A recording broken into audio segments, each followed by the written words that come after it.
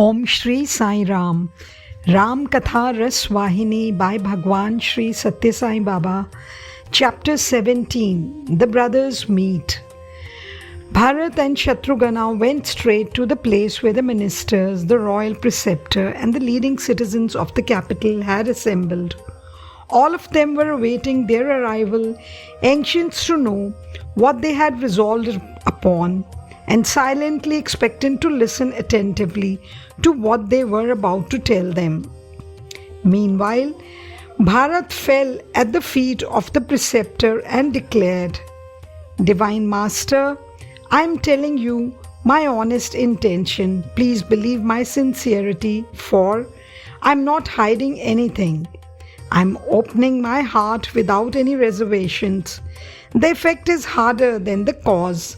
The metal that is extracted from the soil is harder than the soil, you know. Born in the womb of the hard-hearted Kaikeyi, I am indeed even more hard-hearted. Or else, how can you explain that I am still alive?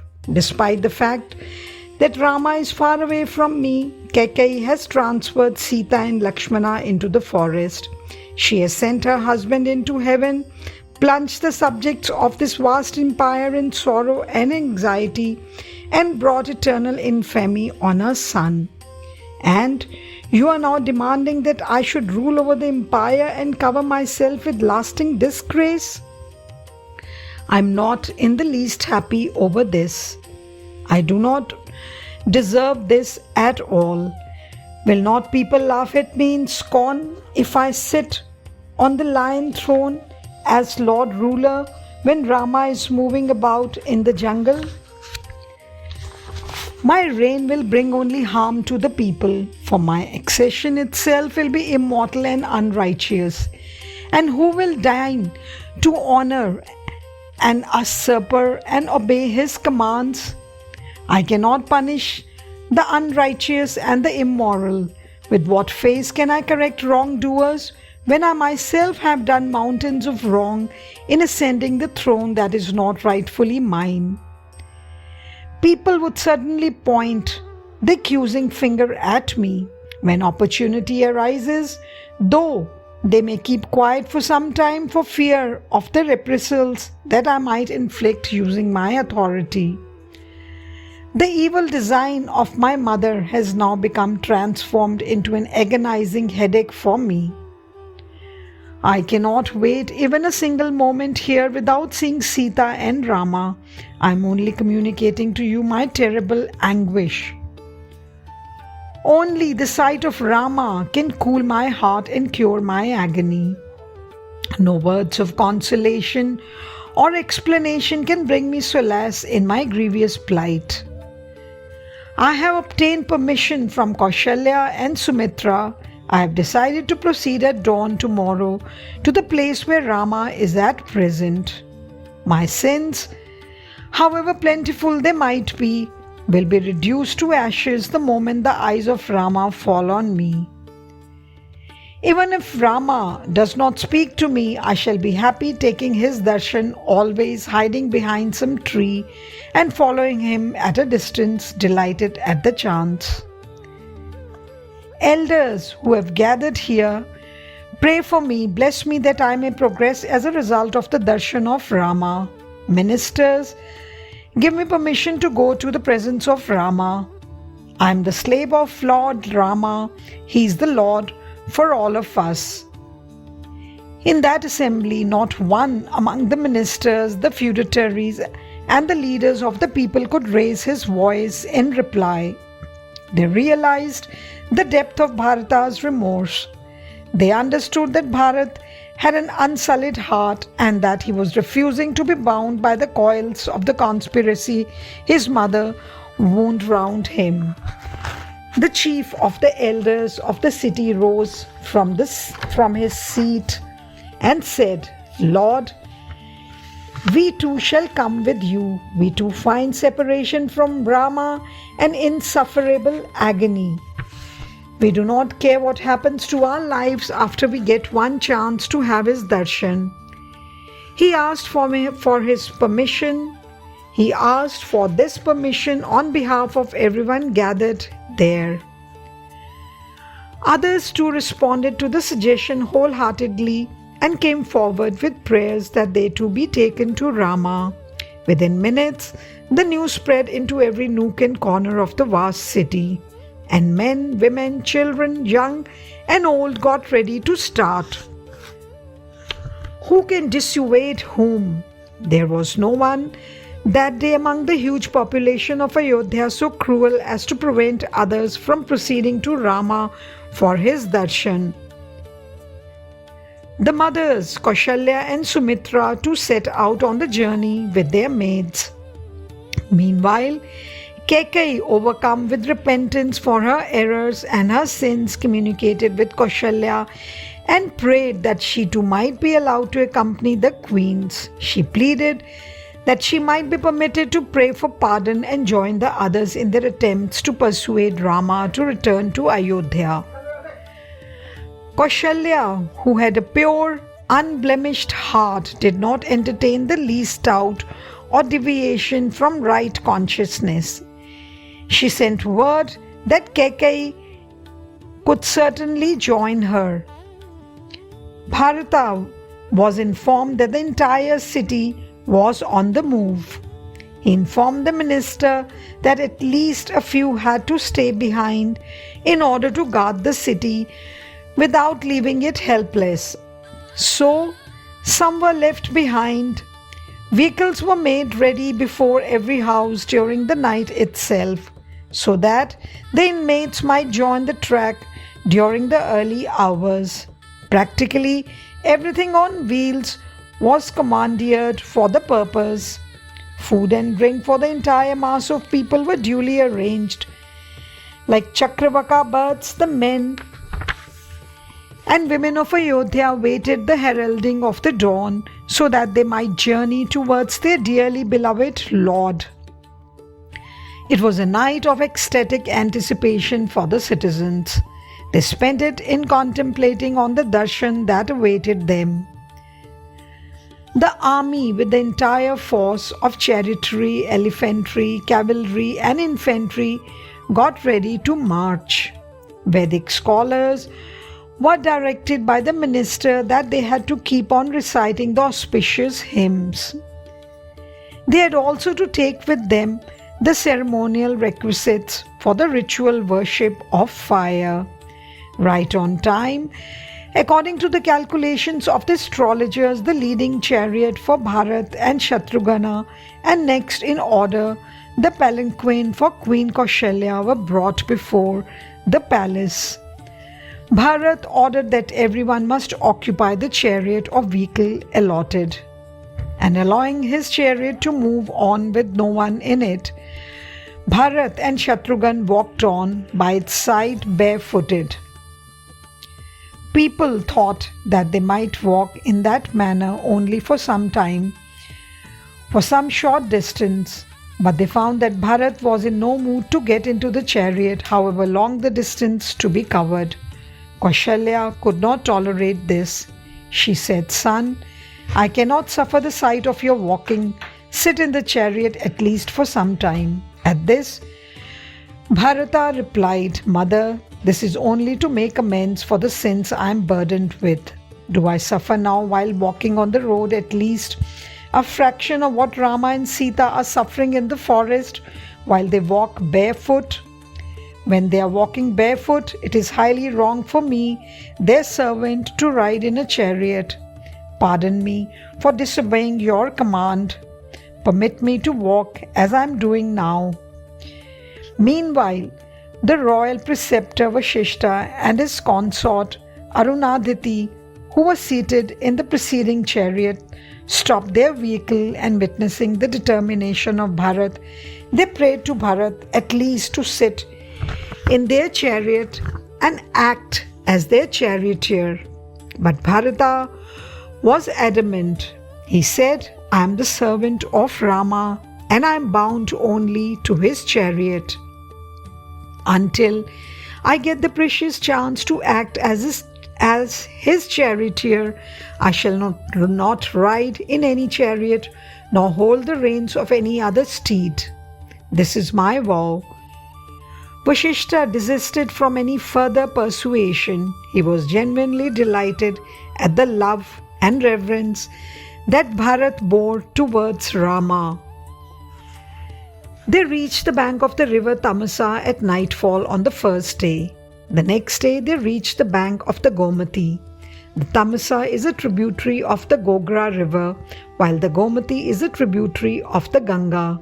As soon as it was dark, the vehicles were stopped, shelters were provided for women, children, and the aged. The minister ordered the soldiers to distribute food to the people systematically and with due respect. Really, throughout the journey, everyone carried out the work assigned to him with care and enthusiasm. They took good care that no one suffered any hardship. Resuming their journey, with the dawn of the third day, they reached Sringavarapuram when darkness fell on the land. The king of the Nishadas saw the huge concourse and the army on the march. He was perturbed, for he wondered why Bharat was proceeding to the forest and why he was taking with him the army with all its components. What was the significance of it all? He tried to solve the mystery. He discussed within himself the pros and the cons of this unusual procedure.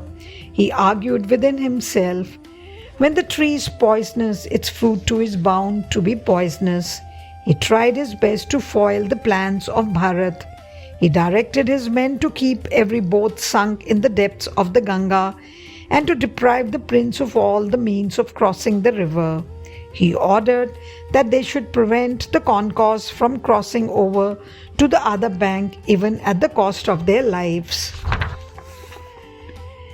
And the king of the Nishada stood ready with his bow and arrow, set to attack, willing to sacrifice his life in the cause of his beloved Rama, in spite of the fact that the forces which Bharat was leading were far superior in strength to his own. Guha alerted his community and all its members to be prepared for the imminent battle. Then he got ready to meet Bharat in order to discover whether he had come as foe or as a friend, or whether he was neutral, only a passing visitor who need not be worried about. Knowing that Bharat was a prince of imperial lineage, he secured as offerings to be presented to him large quantities of flowers, fish, flesh, and fruits. He planned to discover the innate intent of Bharat by noting his reactions to the various articles that were offered to him. Roots and tubers and fruits are sattvic food. If he preferred them, he must be reckoned a friend. The flesh of slain animals is rajasic food. Preference for that type of food would mark out the middle of the road. Neutral, who is neither ally nor adversary. Fish, if accepted eagerly, would indicate a foe, for they are tamsika items of food. Taking with him these offerings, Guha, the chieftain of the Nishadas, proceeded to the presence of Bharat. Good omens greeted him at the very first step. His eyes fell on the sage Vashisht. He ran forward and fell at his feet, announcing himself by name. The preceptor recognized him as the companion of Rama. He blessed the chieftain, and calling Bharat to his side, he spoke to him of Guha as friend of Rama. As soon as those words fell on the ears, Bharat embraced Guha warmly and showered questions on him about his health and welfare. Bharat prompted Guha to relate to him how he met Rama. When Guha mentioned how Rama spent one whole night with him on the banks of the self-same river, Bharat showed great earnestness to listen to his description of that night. His eyes and ears were panting with thirst for the nectar of that narrative.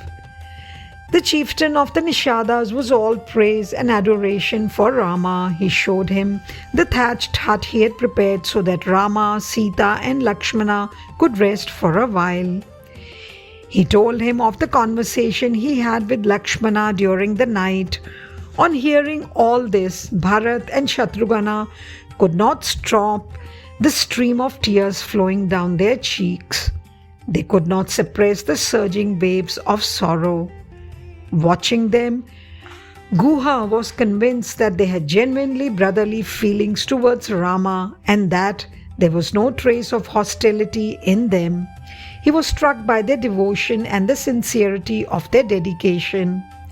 Bharat had a close look at the huts constructed for the use of Sita, Rama and Lakshmana. He desired that they be tended with due care so that they suffer no damage. Following the orders of the preceptor, Bharat performed the ceremonial bath in the holy river Ganga along with his mothers. Bharat asked Guha to take them to the place where Rama spent the night. Pointing his finger to a heap of darbha grass that had been scattered by the wind, Guha said, "Sita and Rama rested here on this bed of dry grass that night." Bharat and Shatrughan prostrated before that holy spot. Bharat lamented, "Alas, my lord accustomed to sleep on a thick, soft, silken bed, how could he sleep on such hard stuff? Alas, how did that holy mother Sita bear all this hardship?" Overcome with grief, Bharat could not move from the place for a long while. Rising, Bharat requested that he be shown the places which Rama, Sita and Lakshmana had rendered holy by treading on them. Guha took them to an Ashoka tree, under whose shade they had sat for some time to eat a frugal meal of fruits. There too the brothers fell on the ground reverentially, knowing it to be the holy ground. While they were moving round the places sanctified by Rama, Sita and Lakshmana, the two brothers suffered indescribable agony. The humility, reverence and devotion they manifested touched the heart of the Nishada chieftain. Bharat could not contain his anguish when he contemplated the discomforts that Sita, goddess Mahalakshmi herself, the dearly beloved daughter of Emperor Janaka, the daughter-in-law of Emperor Dashratha, and the consort of Rama the mighty was enduring. Bharat disclosed to Guha that the inhabitants of Ayodhya city could not survive in that city any longer, for the holy couple Rama and Sita had left it. They felt that Ayodhya had been transformed into a jungle, for it had no Rama in it. He said that he too could not bear their grief, and he too realized that Ayodhya was wherever Rama was. So he explained he had come with his following and with the inhabitants to the sacred presence of Rama. Guha grasped the situation clearly now and gave up all the suspicions he had entertained. When he saw Bharat advancing with his army, with its 4 components of infantry, cavalry, elephantry and chariotry, towards the jungle where Rama was, he opened his heart to Bharat and begged to be pardoned for the doubts he had framed in his mind about his intentions. Bharat said that his fears were natural and that he had committed no wrong. For the truth was, he was indeed a wicked barbarian. "I am the reason for the exile that Rama is going through," he said. "For that one crime, I deserve to be killed. He who kills me commits no sin," he groaned. When Bharata was condemning himself so harshly, Guha poured out his prayers for pardon. News spread in Shringivarapura, the Nishada capital, that Bharat had come to the bank of the Ganga. At this, the subjects of Guha hurried in groups to honor the brother of Rama. They fed their eyes on the beauty and majesty of the brothers. They praised them to their heart's content. They prostrated reverentially before them. They also roundly reprimanded Queen Kaikeyi. They blamed the god of destiny, Brahma, for being so cruel. They shed profuse tears. They extolled Rama through manifold forms of praise. They prayed to Bharat and Shatrugana to bring Rama, Sita, and Lakshmana back with them.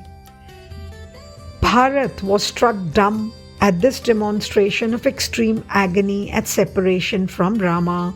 Tears rolled down his face. Praying is my task. What happens to the prayer is dependent on the grace of Rama. I am but a slave. Who am I to exert pressure on Rama? Join with me in my prayer. Pray from the depths of your hearts that Rama should return to Ayodhya. His heart will certainly melt at our agony. This is our duty. Let your prayers help my prayers to succeed. Rama has come to save the world, and he will not refuse the prayers of the people. Bharat consoled and comforted the Nishadas and others in ways best suited to their needs and capacities. Meanwhile, darkness fell on the earth, and Bharat asked the chieftain of the Nishadas to direct his people to go home. They ate the fruits brought by Guha and spent the whole night talking about Rama and his glory. When the eastern sky brightened to usher in the new day, Bharat instructed the minister to awaken the populace. He bathed in the sacred Ganga with his brother, the mothers to finish their baths. Everyone got ready to continue the journey. Guha, the chieftain of the Nishada tribe, collected enough craft to row over the large mass of people, the chariots, the horses, and other sections of the armed forces that had accompanied Bharat. The task of ferrying them across the Ganga was quickly and successfully accomplished. After asserting whether all had been transported across, Guha moved forward into the jungle, showing Bharat the way. The Brahmins and the preceptor Vashishta walked on as one group. The people of Ayodhya followed in one vast mass.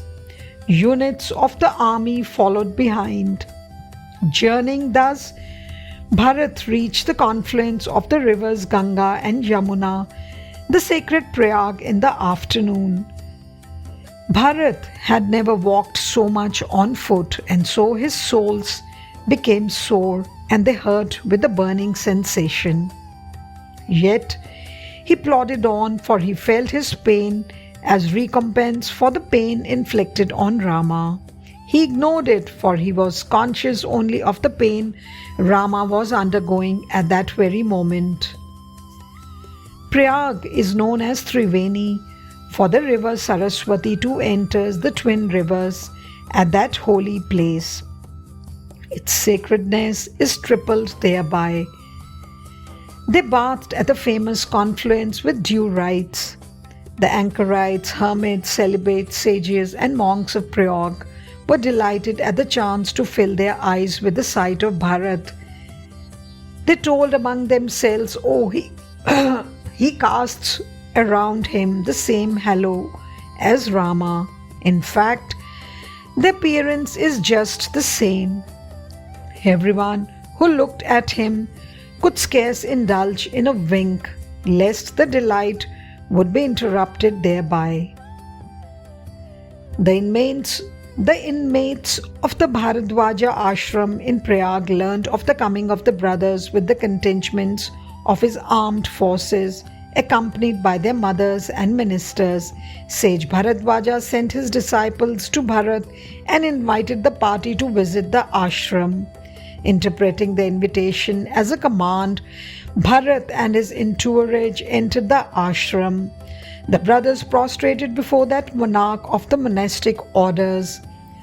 Bharadwaja raised them by the shoulders and drew them near with great affection. He gave them refreshingly cool drinks. He noticed that Bharata was sitting with his head down, bent in shame and fear, lest his share in the exile of Rama be revealed through questions that might be asked. Bharadwaja discovered the reason for his silence and nervousness. He said, "Bharat, you need not have any apprehensions. I am aware of all that happened. No one can control or direct the path of destiny.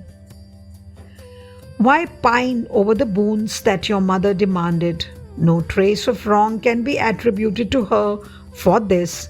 The will of God induced her to ask such boons. Kaikeyi, I know, loves Rama as her very breath. So the reason for the turn her mind took it to be sought not in any human field of thought and reason, but only in the divine plan. As the world judges events, Kaikeyi has done wrong. As the Vedas lay down, the goddess Saraswati who presides over the tongue has done wrong. Know that what has happened in conformity with the will of the Almighty. Bharat, the world will enthuse over your spotless renown and sing your praise. Vedas will be valued more on account of such as you, exemplifying their teachings and demonstrating their efficacy. Do not hesitate. The son to whom the father entrusts the kingdom is thereby deemed deserving of the right to govern it. That relentless adherent of truth, that high-souled ruler, Emperor Dashratha, gave the empire to you and ordered that you should act according to the dharma of monarchs. The exile of Rama into the forest has resulted in a series of calamities. The entire world is sunk in sorrow on account of this event. Now, your mother is repenting pitiably over the wrong. You are innocent and blameless. No blemish can attach itself to you now if you rule over the empire. In fact, Rama will be happy to know that you have taken up the reins of imperium. I must also say that the mission on which you are now set is very laudable indeed. Your purpose is highly commendable, for devotion to the lotus feet of Rama is the spring and source of all prosperity and progress. Bharat, I can boldly declare that there is none so virtuous, so fortunate as you. You have proved yourself worthy of being the dearly beloved younger brother of Rama. Rama sanctified this, our ashram, while on his way to the forest. That night, till the hour of midnight, Rama was talking to me mostly of you and your virtues. They proceeded with me to Prayag for the holy bath. They remembered you even while engaged in bathing. He felt very sad that he could not see you and Shatrughan the day he left Ayodhya. I cannot measure the love that Rama has towards you. Besides, Rama is ever intent on assuaging the grief of those who take refuge in him. The entire world is his family. All are his kith and kin. I believe you are the affection of Rama in human form, no less. What you feel as a blemish on your name is, to me, a lesson, an example, and an inspiration. Bharat, you should not be weighed down by sadness. You are in possession of the wish-fulfilling gem. Why, then, should you lament that you are poor? It isn't proper that you should do so. The darshan of Sita, Rama, and Lakshmana is verily the treasure all spiritual aspirants seek. I secured that fortune, for I feasted my eyes on that darshan. I could speak with them, I was in their presence, and I could touch them too. I had the privilege and pleasure of being their host. Perhaps there was some balance of fortune still awaiting me, for I now have this pleasure of getting your darshan too. Ecstasy has now filled my heart. I am truly blessed. Rama has exiled himself into the forest for our sake, ascetics living therein, so that our yearnings might be fulfilled and our holiness heightened. We are blessed indeed. In this manner, Bharadwaja, the great sage, praised Bharata for his manifold virtues and excellences. While speaking in this strain, tears of joy rolled down the cheeks of the revered ascetic. Bharat and Shatrughan had their minds set on Rama and his limitless prema. They felt that they were indeed fortunate to be his brothers, but the joy was immediately extinguished as they thought that they had been themselves exiled from the presence of that embodiment of love. So they were plunged in gloom, in unbearable agony and inexpressible grief. In a voice choked by anguish, Bharat said, rising up from the prostration he offered to the sage, "Master, you are aware of the past, present and the future. You have spoken the very truth. You are master of the highest truth. Rama is unbeatable in skill and power. I have resolved to utter in your presence only the truth. Rama knows the workings of the people's mind and what is now agitating them.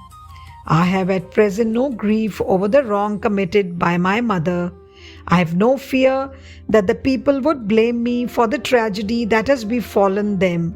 I have no despair even when it is announced that I am ineligible for heaven. My father has earned high renown. Though dead, his fame has spread over the entire world. With his beloved son, Rama departed from his presence with Lakshmana. He gave up the bubble breath that very instant. He could not survive the bolt of that tragedy. There is no need, therefore, to be anxious any more about him. But Sita, Rama and Lakshmana are moving about barefooted.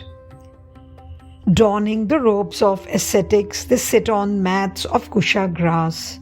They reside in leaf-thatched huts.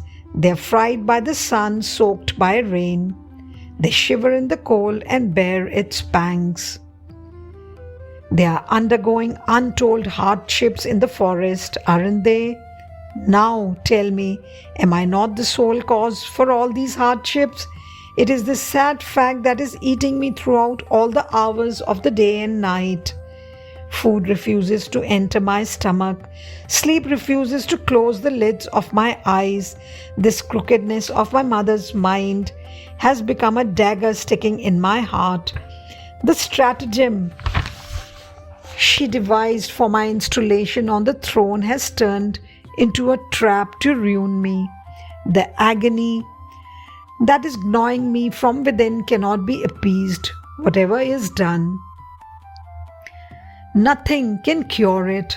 It will end only on the day when Rama returns to Ayodhya. No other remedy exists to destroy this agony. The monks who had gathered were delighted to hear these words from the prince. Bharadwaja told him, "Son, do not grieve any more. The moment your eyes fall on the lotus feet of Rama, the burden of grief which torments you now is certain to disintegrate and disappear." The ascetics too consoled and comforted him in various ways. Meanwhile, the great sage Bharadwaja beckoned a pupil and directed him to bring roots, tubers and fruits to be placed before Bharat and Shatrughan.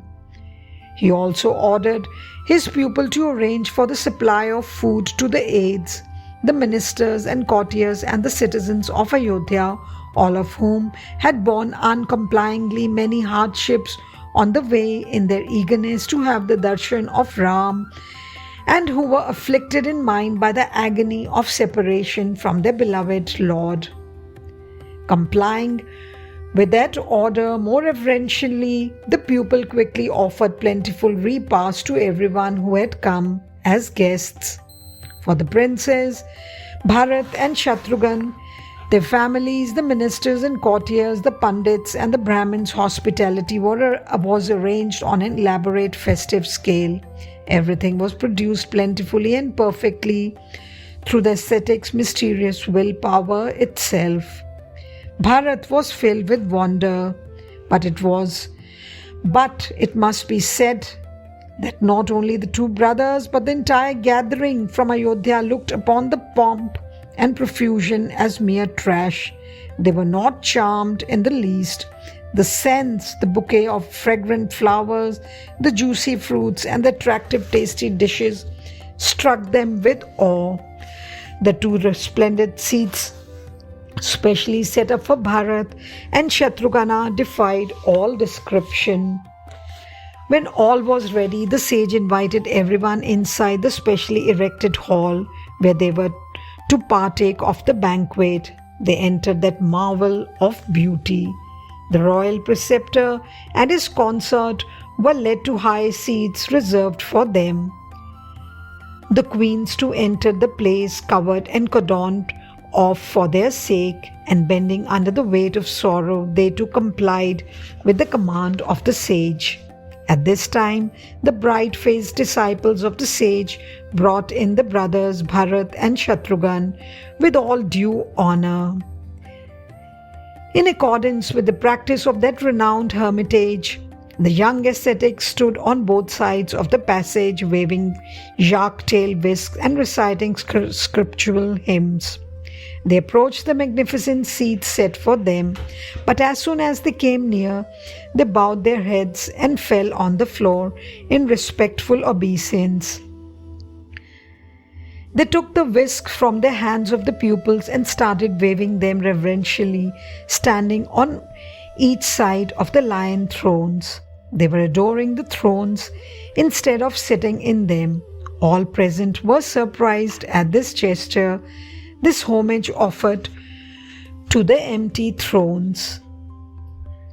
When the sage invited them to occupy the thrones, Bharat and Shatrughan fell at his feet and implored, "Master, these thrones belong to Sita and Rama and not to us. We have no right to them. In this holy hermitage, those two alone, Goddess Lakshmi and Narayana, have the title to sit on lion thrones. We are their servants. Permit us to serve them thus." At this, the ascetics and the entire assembly were thrilled with joyous appreciation. They extolled among themselves the immense depth of the devotion that the brothers had for Rama. Tears of joy flowed from their eyes. The monks were astounded at their faith and its steadfastness. The brothers offered the elaborate fare that was brought as food to the thrones, picturing in their minds the charming figures of Sita and Rama occupying them. A little while after, they broke off small particles from the offered dishes and placing them adoringly on their eyelids, they ate them as sacramental food. The elders, ministers, aides, and the residents of Ayodhya craved pardon from the sage Bharadwaja for not partaking of the food, since, as they said, they could not relish any food, overwhelmed as they were by the agony of separation from Rama. They refused to eat, for they felt that the darshan of Rama alone could give them the sense of contentment. That was the nectarous feast they yearned for. They were plunged in a gloom as deep as the standard of the sage's hospitality was high. They said they were too engrossed in their anxiety for the sight of Rama to entertain the idea of food. The sage had finally to accede to their wish to be left alone. He could not prevail upon them to sit down at the feast. Everyone got ready to start for the forest, even as early as the first intimations of dawn. They prostrated before the sage, secured his blessings and his permission before they left the hermitage. While the servants walked in advance showing them the way, the palanquins and chariots followed immediately after. Bharat walked behind with his hand on the shoulder of the chieftain of the Nishada's Guha. He appeared as the very personification of fraternal love and devotion. He had no footwear to guard against the thorns and pebbles. He had no umbrella over his head to guard him against the scorching sun. He did not allow anyone to hold one above him. He did not permit anyone to bring him footwear. But the earth took pity on him and transformed the path he trod, soft and sweet. The wind comforted him, blowing cool and gentle all through the journey. The sun drew a cloud between him and itself. They reached the bank of the river Yamuna. When the evening fell, throughout the hours of night, boats were seen gathering by the bank in countless numbers. Hence, at daybreak, the entire mass of people could ferry over at the same time. Then they finished their bath and proceeded forward after prostrating before the holy river in reverential gratitude. Thenceforward, Bharat and Shatrughan moved on in the robes of recluses into which they had changed. With them walked the ministers, the companions of the princes and their aides, carrying the pictures of Sita and Rama in their hearts. While on the march, inhabitants of the villages on way stood in awe at the strange crowds that passed along. Women who were walking towards the river to bring water to their homes placed the pots on the ground and stood stunned looking at the brothers without even winking their eyes for one moment. They wondered who they were and concluded that they were the same two brothers, Rama and Lakshmana, passing through that path again, this time without the Sita whom they had with them then, but accompanied by the armed forces, the chariots, the elephants, horses and foot soldiers. They wondered where Sita could be at that time. They searched for her amidst the moving mass with eager curiosity. They shared their disappointment with their friends in sad whispers. The other day, when we saw Rama and Lakshmana, the brothers were shining with the splendor of physical charm, youth, virtue, and intelligence. But there is some sadness clouding the faces of these two, and so these might not be those who passed this way that day, argued a woman in the group. The conversation was overheard by one of the spies of the royal entourage, who reported it to Bharat. Meanwhile, the women came to know that they were the brothers of Rama and that they were proceeding to where Rama was in order to have darshan. At this, one rough-natured woman burst into rage. She exclaimed, "Ruling over the empire that his father gave him, look at this person going to have darshan of his brother Rama, accompanied by the armed forces. Has he no sense of shame?" she asked. Another woman interrupted her at this point. She said, "Sister, don't say so. Our Emperor Dashratha can never have from his loins children with hearts so hard. He must be going to Rama with the various units of the armed forces in order to pray to Rama and persuade him to return to Ayodhya and to take him back with imperial honors." A third woman declared her acceptance of this interpretation. She said, Yes, who knows which snake rests in which hole on the earth? No one can pronounce on the nature of another. Who can judge the feelings and motives that prompt others to action?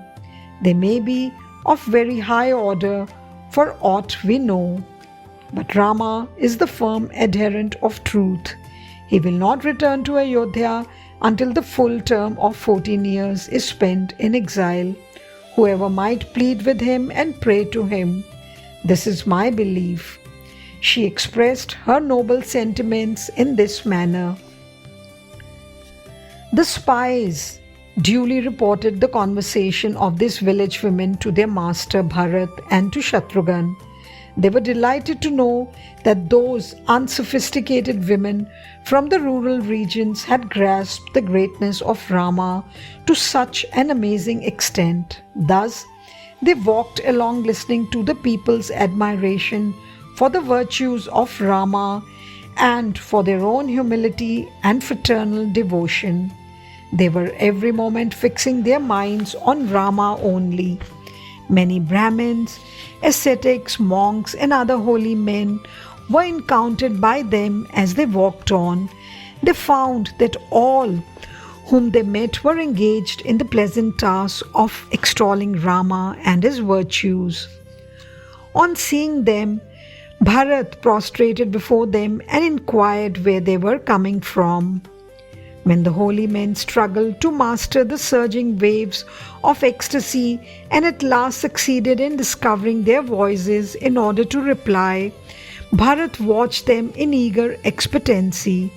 When they said they were returning after having darshan of Sita, Ram and Lakshman, he and his brother fell flat on the ground before them and rose with tears of joy streaming down their cheeks. They said, "Oh, how fortunate you are! Tell us, how far are they? Where are they?" They inquired about the health and welfare of those holy men also, and learning from them that they had to continue the journey for some distance more, they decided to spend the night at the place where they were. As soon as the dawn broke, they discovered that they were quite near the Chitrakoot peak.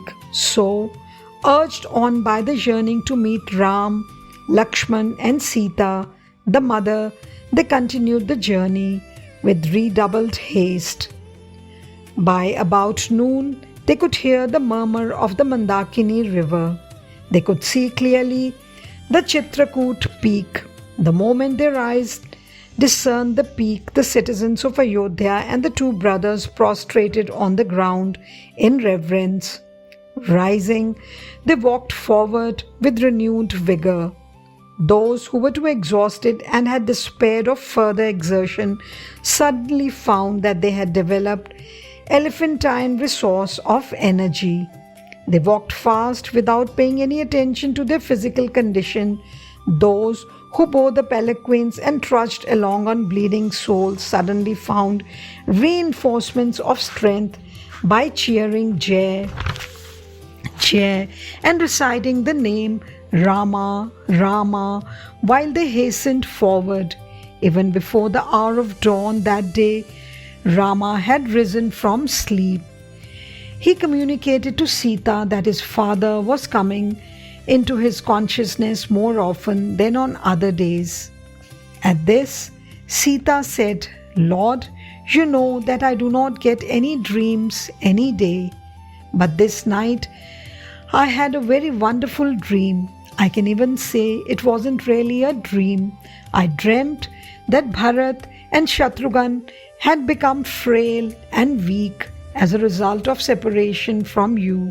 I dreamt that, finding it impossible to be in Ayodhya without you for a single moment, they are coming to us, with not only for the people of Ayodhya, but also the queens Kaushalya, Sumitra and Kaikeyi." Tears gathered in her eyes while she was describing the experience. Rama called Lakshmana near and told him, "Brother, you heard, didn't you, the account of Sita's dream? This does not indicate good tidings, for Sita saw all the others and I saw in my dream only father alone, with no association or relation with the rest of them. This strikes me as a bad omen. Come, it is best we take a bath." Accordingly, the three of them went to the river for the bath. Just then, birds flew across the sky in flocks. The northern region was darkened by a thick cloud of dust. Many animals and birds were scared into wild haste. Taking note of this unusual occurrence, Lakshmana climbed a tree to find out the reason.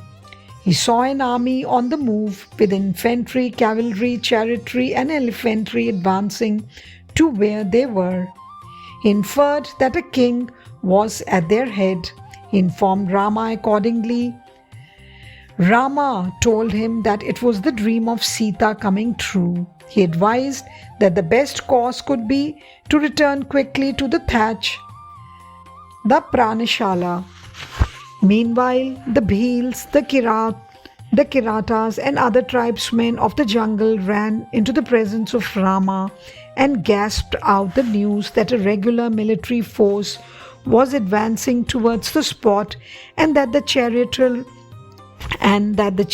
of the royal leader of the army had a flag with the sign of the banyan tree upon it.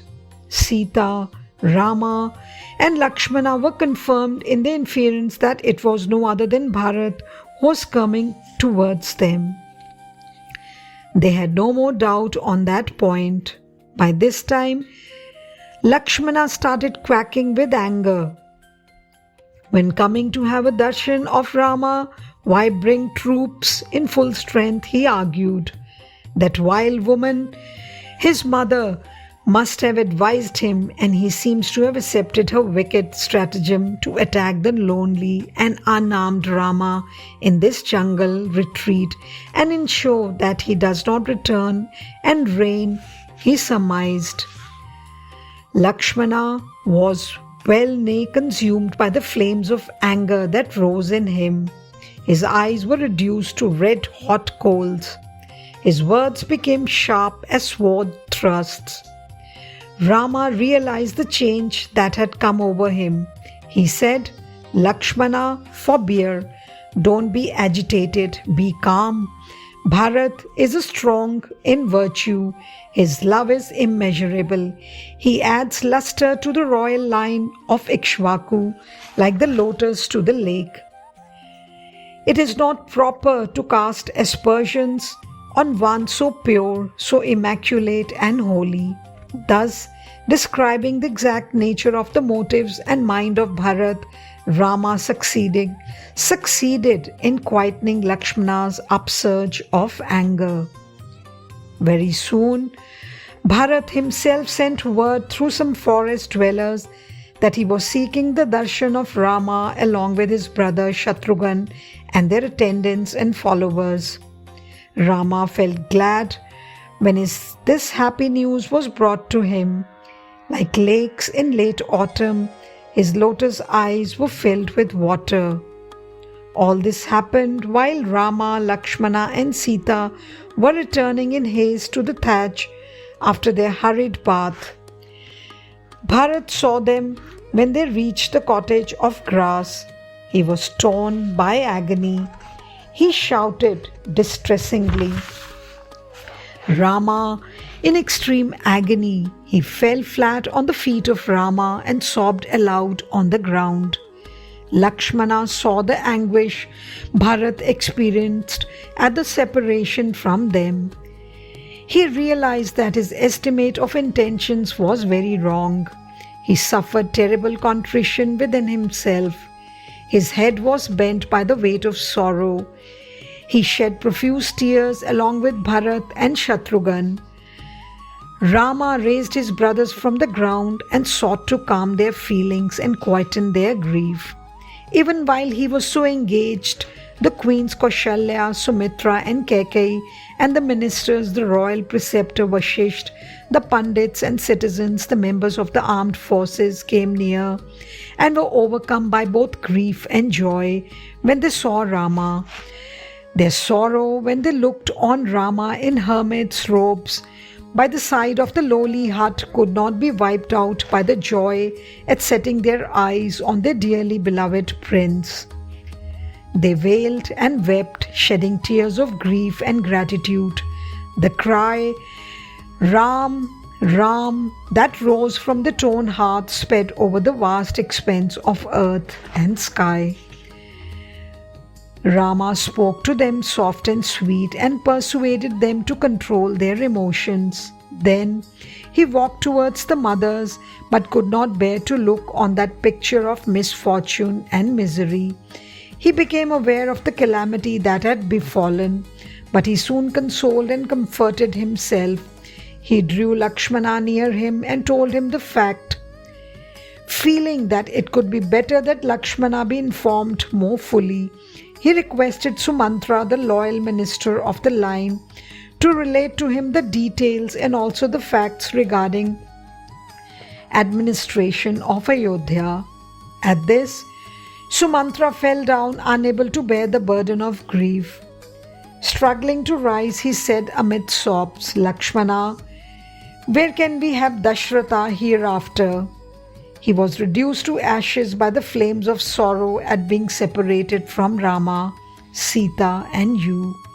Ayodhya has become a jungle. Wherever you look, you see only sorrow. Whatever you hear only wailing. Not merely men, even birds and animals cast off their lives when you left. Those who survive are keeping alive in the home of your return. Those who survive are keeping alive in the hope of your return. Hearing this, Lakshmana shed streams of tears. He stood like a stump, unable to reply. Without a word, Lakshmana approached Rama and told him in a faltering voice, "I could not imagine, even in my dreams, that such a terrible calamity would happen. We could not see our father in his last moments."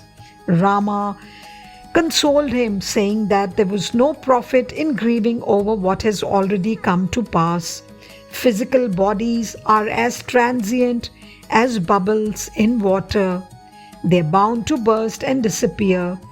If not today, at least the day after, he said.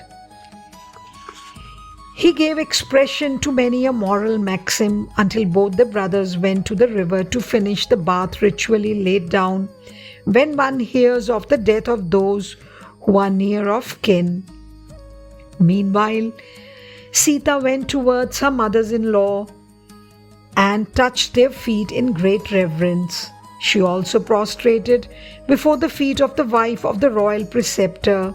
She met the women who had come from Ayodhya and with due consideration put them at ease by her sweet welcome voice.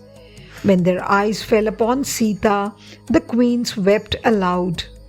The women folk who had come from Ayodhya saw the plight of their charming young princes, and they were so overcome with sorrow that they too could not desist from wailing. Coming to know that Emperor Dashratha had left the body, Sita prostrated before the queens again and again, saying, "Alas, what misfortune is ours! The emperor gave up his life because he could not bear separation from us." Sita felt that the news of Dashratha's departure was as a thunderbolt on her heart. She and the queens wept for long at the turn that events had taken. Everyone that day could not take either food or drink. They had no mind for either. The entire day and night was spent in sorrow. When the sun rose, Vasishtha directed Rama to perform the obsequies of the departed father. They were carried out in strict conformity with Shastric injunctions, since Sri Rama himself uttered the mantra sanctifying the waters. "May the holy waters of Ganga, Yamuna, Godavari, Saraswati, Narmada, Sindhu and Kaveri come into this vessel and sanctify the water therein." The ritual was rendered sacred and eminently fruitful. Thereafter, the preceptor, the ministers of the court, the queens and the citizens of Ayodhya spent 2 full days with Rama, Lakshmana and Sita. At the end of the 2 days, Rama approached the preceptor and said, "Master, those citizens and residents of Ayodhya are suffering very much here, drinking naught else but water and eating naught else but roots and tubers. Looking at Bharat and Shatrughan and also on the mothers, I feel every moment is as long as an age. It is best to return to the city. You are spending your time here. The emperor has ascended to heaven. It is not proper that I emphasize the urgency more." Please act as seems most beneficial." With these words, Rama fell at the feet of Vashisht. Vashisht replied, "Ram, Lord of the Raghu dynasty, why do you speak thus? You have not realized how happy and contented these people are, since they are fortunate enough to be looking at your charm." When the people heard that Rama had requested them to return, each one of them felt tossed into fear and despair, as a boat caught in a hurricane in mid-sea. But when they heard the sage Vashishta pleading on their behalf, they sailed smooth as the boat does when a friendly breeze blows into its sails. Their minds rejected the thought of returning to Ayodhya and giving up the fortunate chance of the bath 3 times a day in the Mandakini river, living on the sweet, simple meal of fruits, roots, and tubers gathered by their own efforts from the forest, and more than all, filling their eyes with the pictures of Rama, Sita, and Lakshmana, and their ears with the edifying and exquisite words of Ram. Sita was engaged in serving the mothers-in-law, anticipating their needs and over-eager to serve. She consoled and comforted them. She told them how she was spending her days happily in the forest, lacking nothing, and she made them wonder at her fortitude and skill. They were rendered happy at the thought that she was able to derive so much joy under such adverse conditions. They bore their own sorrow with great ease when they saw how Sita was braving her own. Bharat had not a wink of sleep during the night, nor a pang of hunger during the day. While the people were happy looking on at the face of Ram, Bharat, and Shatrughan, they were filled with misery while they looked on at that face. They could not bear it any longer. They approached Vashisht and fell at his feet. They prayed to him to persuade Rama to return to Ayodhya with Sita. They pleaded with him most earnestly, expressing their agony in manifold ways. The preceptor knew only too well the strength of Rama's faith in his ideals, the tenacity with which he stuck to his sense of truth, and his determination to carry out his father's wishes. But he was so moved by the sorrow of Bharat that nothing was left undone to persuade Rama to return. He called Rama to where he was and said, "Ram, listen to the prayers of Bharat. Conduct yourself in accordance with the wishes of good men, the interests of the people, the principles of politics, and the directives of the Vedas." Rama recognized the affection that the preceptor had towards Bharat that found expression in these words. He knew that Bharat would never deviate from the path of righteousness, that he would carry out his directions with full heart and in word, deed, and thought, and that he would always follow his steps and strive for his welfare and prosperity. He felt happy at this, so he spoke softly and sweetly a few auspicious sentences in response to the proposal made by the sage. "Master, you are my witness, my father's feet are my witness. Let me assert this. No one is so dear to me as my brother Lakshman. No one has a brother in the world as dear as Bharat is to me. Those who are attached to the feet of their preceptor are indeed really fortunate. You have such affection and compassion on him that it is his great treasure. He is younger than me, and so I hesitate to praise him in his presence. My opinion now is that Bharat should speak out his mind." Saying so, Rama prostrated before Vashisht and took his seat. Vashishta turned towards Bharat, for he could not reply directly to Rama. He knew that Bharat was to be ruler. He said, "Give up all hesitations and doubts. Ram is your elder brother. He has immeasurable compassion. Open your heart to him. Tell him all that you have in mind." Hearing these words of the sage, he felt that Vashisht had probed the mind of Ram and that both of them were inclined to favor him and grant his desire.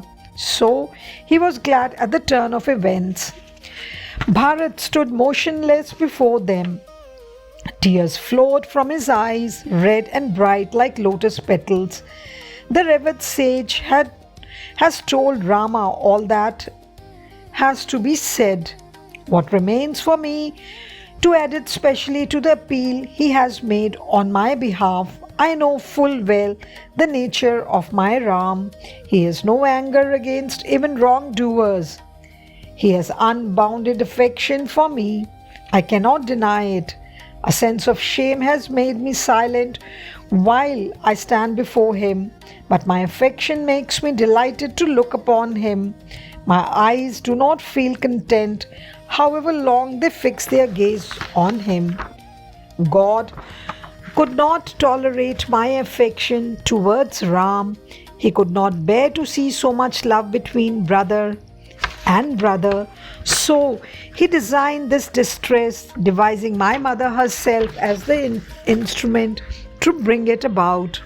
I know that it does me no credit or bring me any respect if I say this. How can I establish my superiority by placing the blame on my own brother, on my own mother? How can I establish my superiority by placing the blame on my own mother? When one proclaims himself innocent, can that statement make him truly so? I am myself hesitating to declare, because of my doubts, that my mother is feeble-minded or that I am good and intelligent. I am different to state so. Can pearls grow into the shells of snails that infest tanks? Why should I blame others for my sorrows? My misfortune is as vast as the ocean.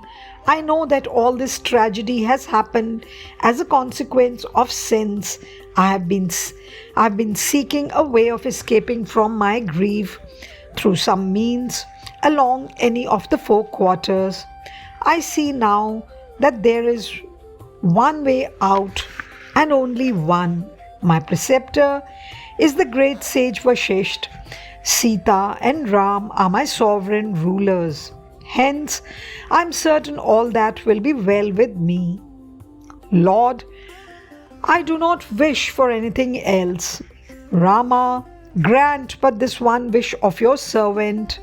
Ram, Lakshman, Bharat, and Shatrughan are all four the physical progeny of Emperor Dashratha.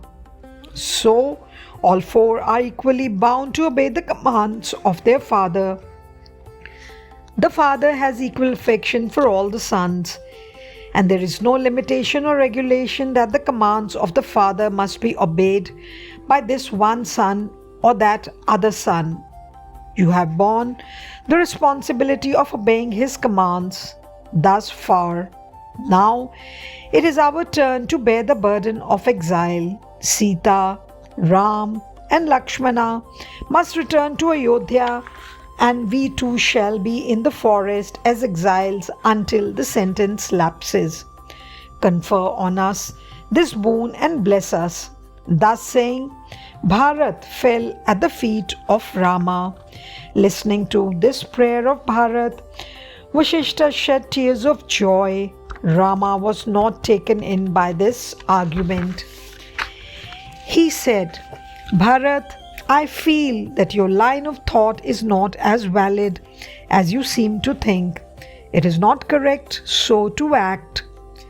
Ask me for anything except this.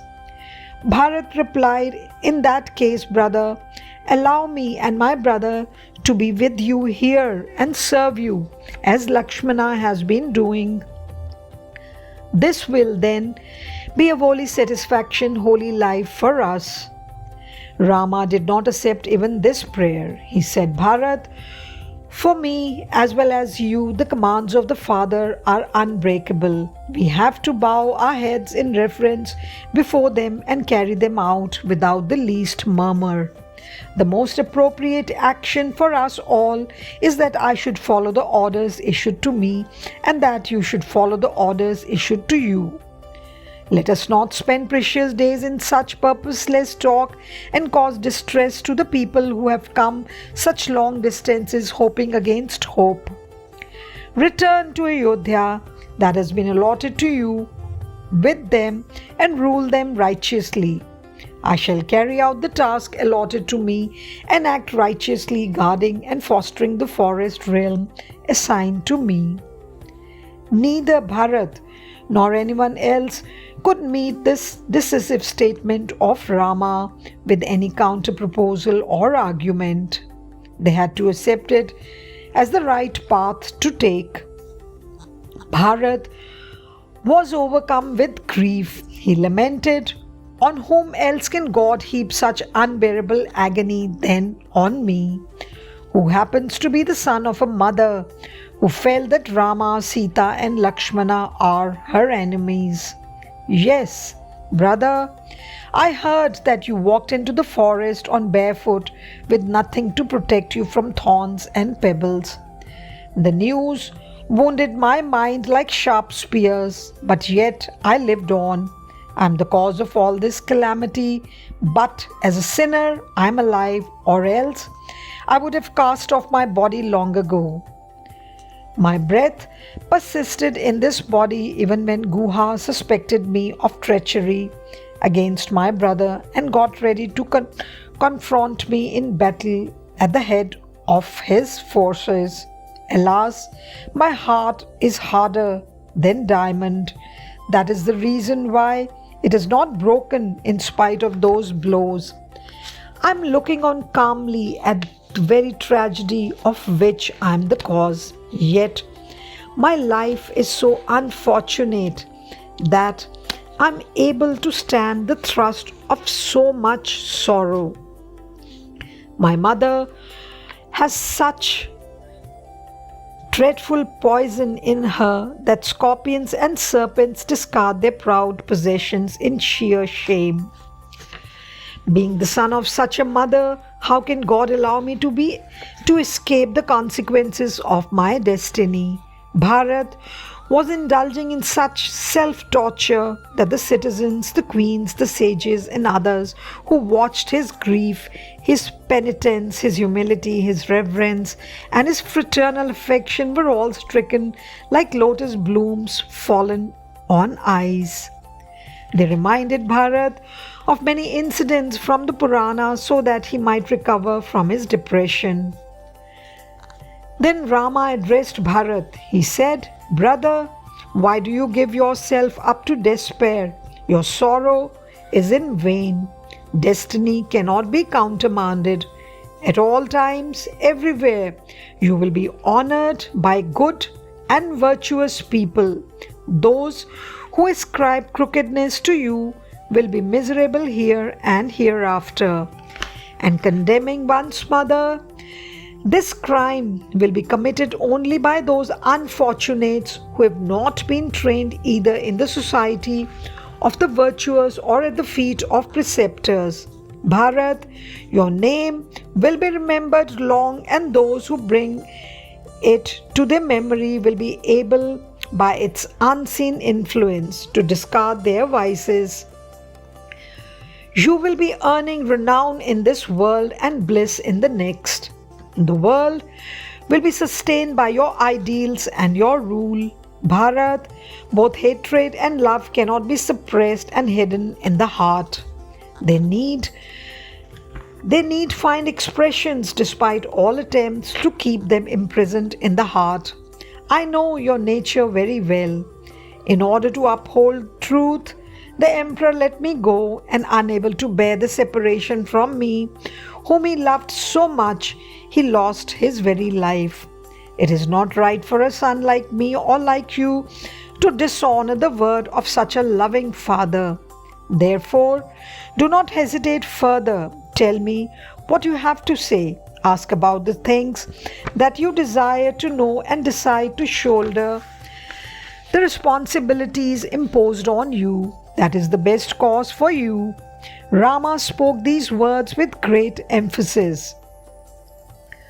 Bharat had no chance to speak any more about his fond desires, but he resolved to press one demand of his, the final one. Ram, the kingdom that you have given up, that has brought on this disgrace of being the cause for your exile, I do not like to rule over. I have no love towards it either. I can never go against your will, command. I will not do so at any time. If you but cast your loving eye on me with no trace of anger, I shall consider myself blessed. Lakshmana has served you now so long. Send him back with Shatrughan to Ayodhya and allow me to take his place at your feet. This will bring both fair renown. Lakshmana is an expert in administration. He can rule over the empire wisely and well in all fields of administration and bring solace to the soul of the departed father. Grant this prayer of mine. Keep me with you. Do not refuse my request. Do not kick me from the presence. Imploring piteously in this way, Bharat clasps the feet of Ram. Or else, continued Bharat, kindly return to Ayodhya with Sita and stay there. We three brothers will stay on in the forest. We shall carry on our lives here in any manner that you prescribe. If on the other hand you pile upon me this royal burden, I cannot bear the weight and live. Keep me at your feet and pile on me a weight 1,000 times heavier than the empire. I shall bear it gladly and with enthusiastic delight. I have no knowledge of the science of government or the texts on morality. You are aware that one who is sunk in grief can have no wisdom in him. Even shame will be ashamed when one's servant answers back and points to one's want of knowledge. Do not put me in that position. Ram, I am opening my heart to your gaze and revealing my innermost feelings. I desire only to promote the welfare of the world. Kindly decide on the best course for each of us. Do not doubt our intentions. Shower your grace on us and confer on us your commands. We shall bow our heads in loyal reverence and carry them out without hesitation. These words of Bharat gave the vast gathering who listened to them great joy. Their hearts melted with compassion and gratitude. They extolled in manifold ways the affection and faith that Bharat had placed in his brother Rama. They were affected by the expression of his deep devotion. All of them with one voice prayed, Ram, Lord, accept the prayer of Bharat. With the passing away of Emperor Dashratha, the long-established glory and happiness of the people too have passed away. The world has been pitiably orphaned.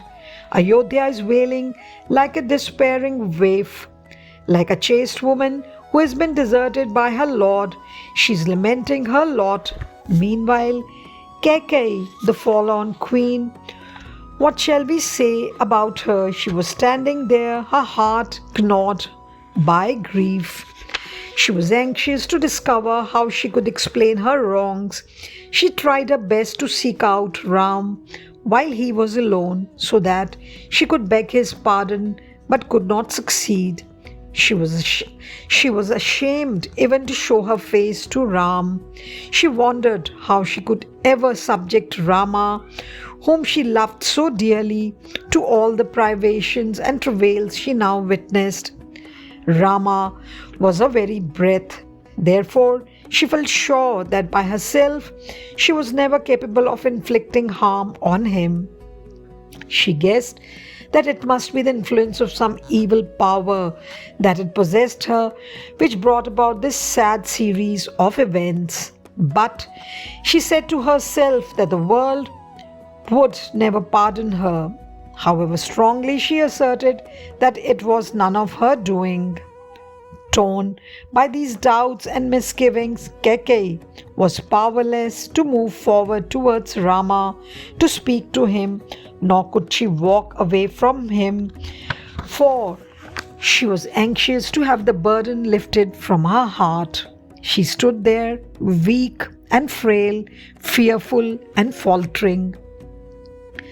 Ram noted her agitation, and using an opportune moment, he moved towards her in order to fall at her feet and pay her his homage. Keikei was waiting for just this chance. She clasped Rama's feet, saying, "Child, you are much younger than me. You are my son, but yet you are the master of the whole world. Because of your virtue and your wisdom, I do not commit any wrong when I hold your feet in my hands. Come, rule over Ayodhya, pardon my sin. That alone can redeem me from the disgrace which I brought on myself.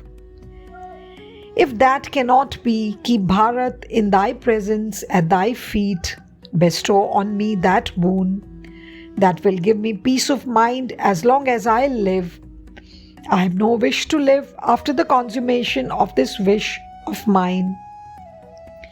I am shocked that I craved for the fulfillment of those two desires which did not even the most vicious ogress would have entertained.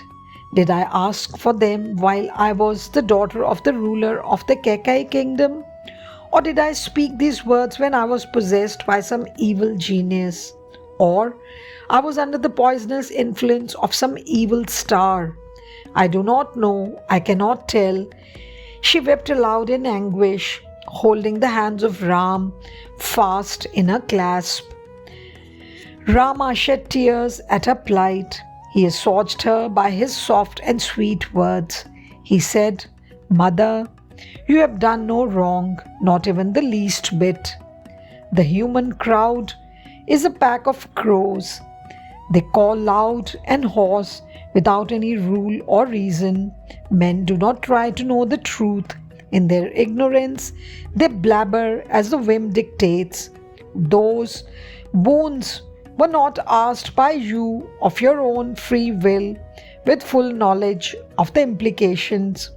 All this happened thus, for I willed it to happen so. You have rendered much help for the fulfillment of the purpose for which I have incarnated and the task I have set before myself. You have committed no disservice.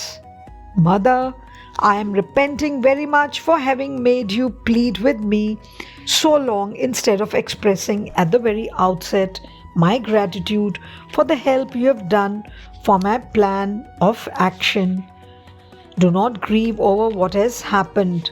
If you do so, it will cast a shadow on my task. It will make my days inauspicious. Bless me, Mother. Shower your affection on me. Mother, bless me." Rama prayed and fell at the feet of Keikei. When Ram spoke thus, Keikei recovered her mental peace a little. The other queens, Kaushalya and Sumitra, heard the conversation, and when they realized that Keikei was but the innocent instrument of the divine will, they too consoled and comforted their sister, Keikei. Nevertheless, Keikei stuck to her wish and held on to her prayer that Rama must accept the throne and be installed as emperor, with Sita as the empress of Ayodhya, and that Lakshmana, Bharat and Shatrughan must serve them and be their loyal companions in court. She said that she would spend her life until death put an end to it, witnessing this glory and sharing in this ecstasy. She repeated these words often and pressed for the grant of her wish. 4 days and nights were thus spent by them in the forest, praying, pleading, consoling, explaining, assuaging, weeping, and imparting solace. They had all only one wish ruling their hearts, to persuade Rama to return to the capital. At last, Rama directed Vashisht, the royal preceptor, and Bharat to return to Ayodhya along with the queens and the citizens. News of this order spread despair among them. They said that the place where Rama was for them as delightful as a million heavens put together, and so they refused to move. They said that only those whom the gods discarded would turn their backs on the forest where Rama was. They said, "Oh, what great fortune is this that awaits us here! A bath in the holy Mandakini river, delicious fruits for appeasing hunger, the darshan of Sita, Ram, so charming to the eye, so exhilarating to the heart. Where else is heaven? What else is happiness?" They talked in this strain among themselves and resolved that they should persuade Rama by every means to return with them if they have to go at all. Each one of them expressed his inmost wishes in words soaked in sweet love. Finally, one wise old Brahmin said, "Well, if we possess the good fortune and the merit to deserve the auspicious and happy company of Rama in this forest, he would certainly agree to keep us here. If that is not our destiny, our evil fate itself will harden the heart of Rama and he would drive us back to Ayodhya. If Rama does not bestow grace, who else can? What does it matter where we spend our days when we cannot spend them in the presence of Rama? Away from Ram, we are but living corpses." When he finished all of them responded with the exclamation, "True, true. These words are absolutely true."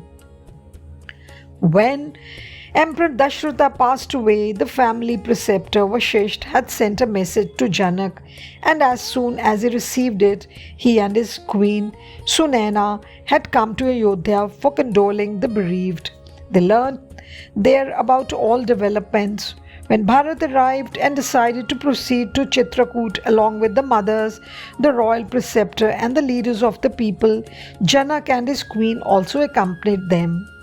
They were waiting long for a favorite chance to meet Sita and Rama. Meanwhile, Sita's mother directed a maid to find out whether Kaushalya and other queens were available for an audience, and she hurried towards their residences. It was the 11th day of the bright half of the Jyeshta month. The queens met that day in the forest, the four of them. Queen Kaushalya paid honors to Queen Sunaina and, treating her with great respect, offered her a seat. It was the first time the queens met Janaka's consort.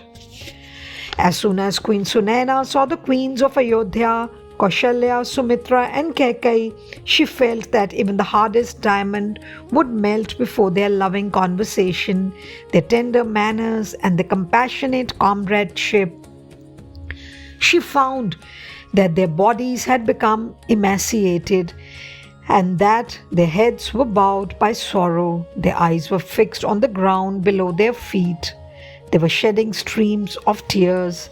The three queens extolled the virtues and excellences of Sita and Ram, but could not stop the outflow of grief. Queen Sunaina could not find words to speak. At last she said, "Mother, of what avail is sorrow at this stage? Providence directed things along this crooked way. A diamond-edged cutter was used to sunder the cream on the milk. We have heard of the life-giving Amritam, the heavenly nectar, but we have not seen it. But we are privileged to see now the equally potent poison. We have the visual experience only of crows, storks, vultures and owls, but the visual experience of the celestial Hamsa, which is Lake Manas Sarovar as its habitat, is beyond us. Queens, the sport of destiny is full of contradictions and absurdities. There are as unpredictable as the wayward sport of children. While trying thus to console the queens, Sunena herself could not restrain her tears. At this, Kaushalya said, Sunena, this has happened not through the fault of only one particular person. Happiness and misery, profit and loss are all the consequences of karma. The deeds, the words and thoughts of the persons themselves. Has it not been declared, Avashyam Anubhoktyam Kritam Karma Subhashubham, good or bad, whatever karma has been done, its consequences have to be willy-nilly suffered or enjoyed. God knows the hardship-filled process of karma. He confers the appropriate consequences according to the deed.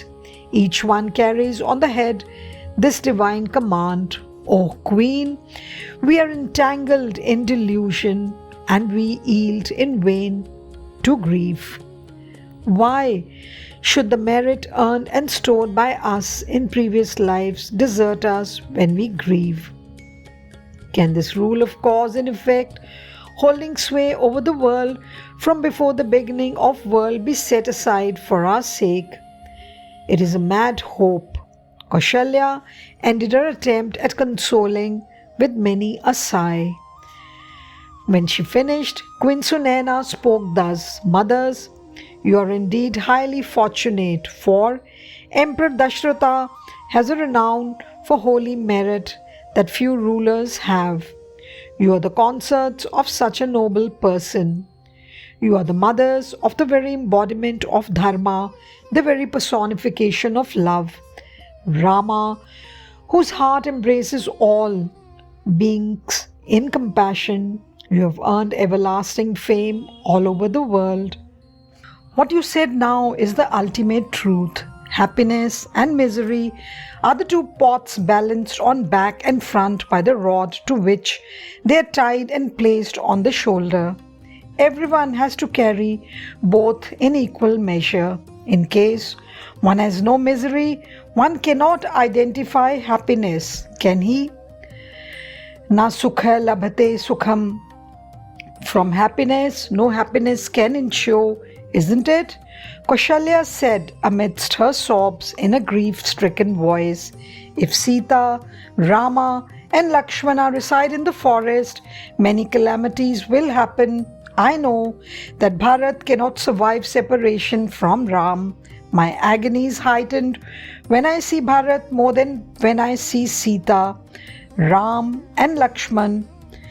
Fear overpowers me when I think of Bharat. Sumitra and Kaikeyi agreed that it was very true. They too were saddened at the condition of Bharat.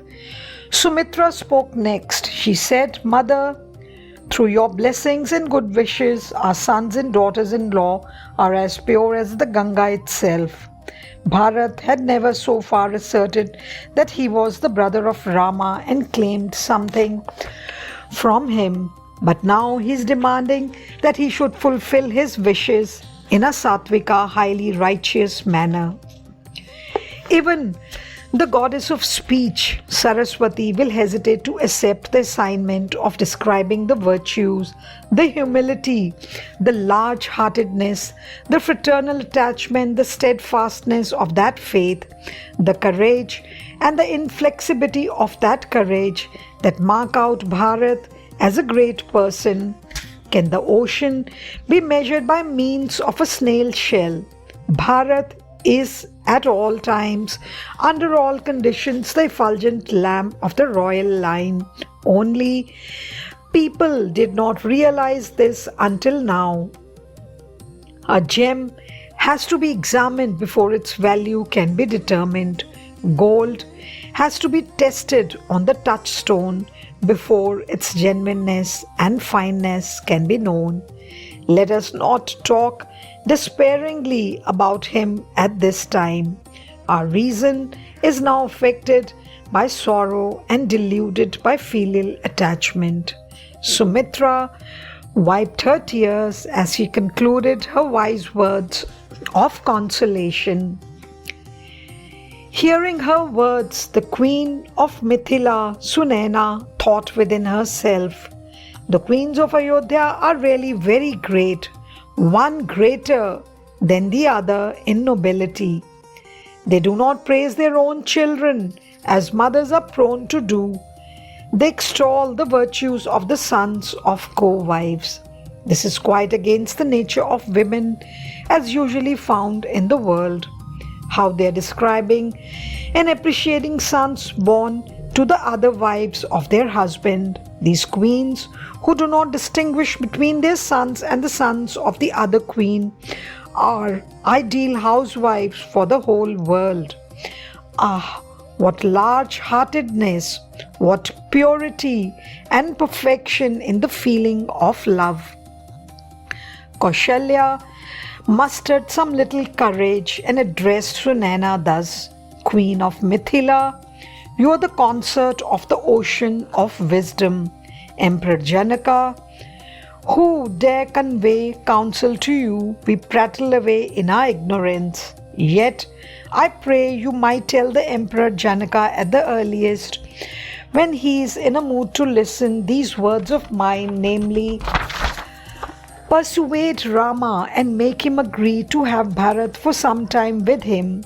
Since Lakshmana has already spent some time in his presence, let Lakshmana be sent to Ayodhya to oversee the activities and administration there, and Shatrugana be directed to assist Lakshmana in his duties at Ayodhya. If only Rama agrees, the rest of the problems would set themselves right quickly. It is only the condition of Bharat that gives me anxiety. His attachment and love for Rama are deep-rooted and delicate. The emperor has passed away. Rama will not return from the forest. If Bharat finds separation from Rama unbearable, it might lead to his death. Then the empire would be reduced to a living corpse. My heart is torn by fear and anxiety when I picture the future and the calamities that are in store. Kaushalya held fast in her hands the two hands of Queen Sunena and appealed to her to fulfill this mission, achieve this end and confer Ananda on them all. Sunena was touched by the affection that filled the heart of the queen and her adherence to the path of righteousness. She said, Mother, humility and virtue are innate in you. They are natural expressions of your goodness and nobility as smoke on fire and beds of grass on mountain peaks. Of course, the Emperor Janaka is ever ready to serve you by word, deed and thought. He is ever eager to help, but can a lamp illumine the sun? Rama has come into the forest to accomplish the task of the gods. After finishing that assignment, he will surely return to Ayodhya and reign over the empire. The might of his arms will ensure the attainment of Subman, Man and Superman of all their dearest wishes. These tidings were long ago revealed by the sage Yajnavalkya. His words can never be falsified. With these words, Sunena fell at the feet of Queen Kaushalya. Taking leave of her and preparing to leave the place, she proceeded towards the cottage where Sita was. When she entered and saw Sita, she was overwhelmed with grief. She could not control her tears. She ran towards Sita and caught her arms. Sita consoled her mother by various means. She counseled courage and faith. She prostrated at the feet of the mother. She stood before her mother in her anchorite robes, appearing like Parvati, the consort of Shiva, during the days when she did tapas. The mother could not contain within herself the question, Child, are you really my Sita or are you Parvati? She looked at her long and leisurely from head to foot and was filled with wonder and joy. At last she said, O Sita, Through you, 2 families have been consecrated, the family of your parents and the family of your parents-in-law. Your fame will reach the farthest horizons. The flood of your renown will flow as a river in full flow between its 2 banks, the 2 royal lines of Mithila and Ayodhya. The Ganga has but 3 sacred spots on it, Haridwar, Prayag, and the Sagar Sangam, where it joins the sea. May the stream of your pure fame enter and sanctify each one into a holy temple. Hearing these words of truth that flowed from the affection of her mother, Sita blushed and bent her head as if she was overcome with a sense of shame. She said, "Mother, what words are these? What is the relevance? What comparison can be found between me and the holy Ganga?"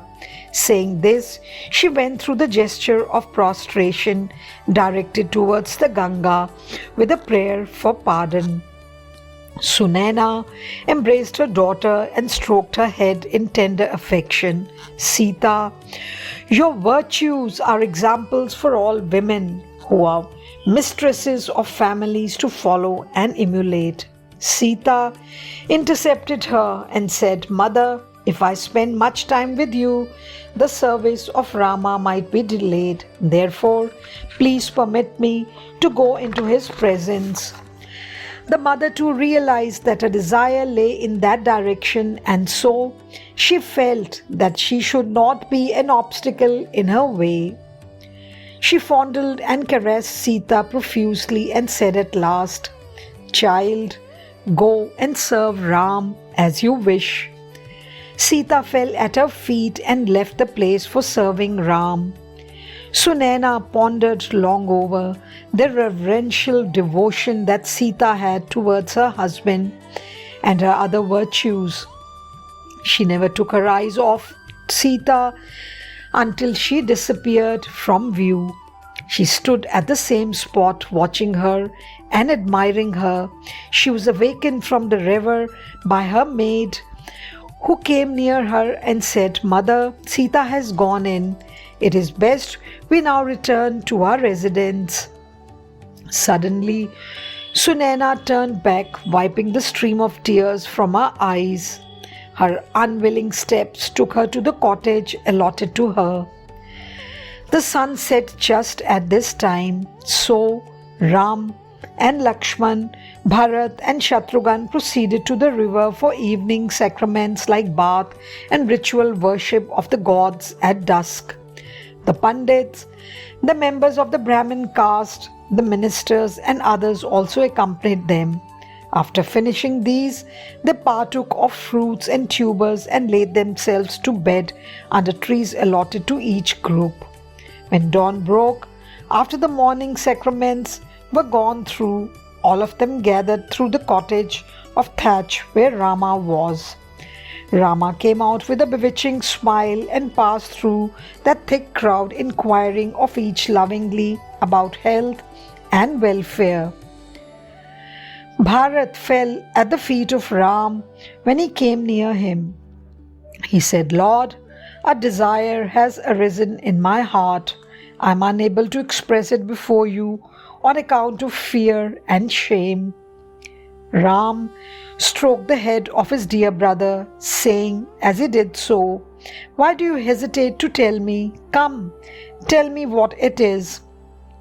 At this, Bharata said, "Brother, I have a great desire to see the hermitages, the sanctifying bathing ghats on the banks of the river, the glens of these thick forests, the wild animals that roam therein, the lakes and streams, the waterfalls around this Chitrakoot peak.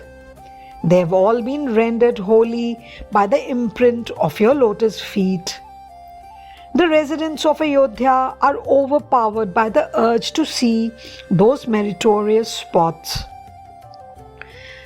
Rama replied, "Bharat, your desire is highly commendable. You can gladly explore this region with the permission of sage Atri."